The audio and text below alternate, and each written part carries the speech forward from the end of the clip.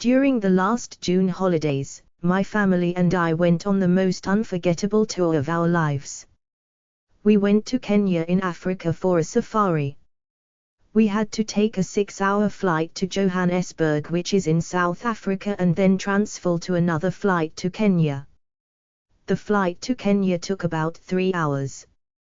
We were quite exhausted by the time we arrived at the airport. However, it was not the end of our journey yet. We still had to take a 2-hour coach ride to reach our destination. We were to stay at the Safari Hotel, which was quite near the safari park. We were very relieved when we finally reached the hotel. It was a lovely hotel.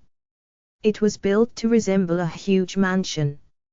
I love our rooms especially because we had huge balconies and the balconies overlooked some really splendid scenery.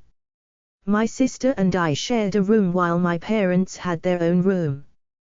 We had joined a tour group and we were the only children in the group.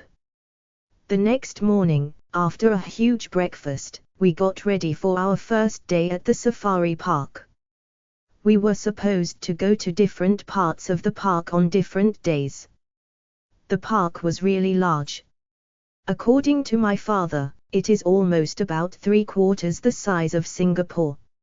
On the first day, we were supposed to go look at grassland animals like zebras, giraffes and deer. Hopefully we might even catch a glimpse of a cheetah. We were very fortunate because we caught more than a glimpse of a cheetah. We actually saw a cheetah chasing a baby elephant. They looked really cute and adorable. We did not find the ostriches appealing because they looked rather silly, but they could run really fast. After 5 enjoyable days, it was time for us to leave Kenya and head on to Johannesburg to continue our tour.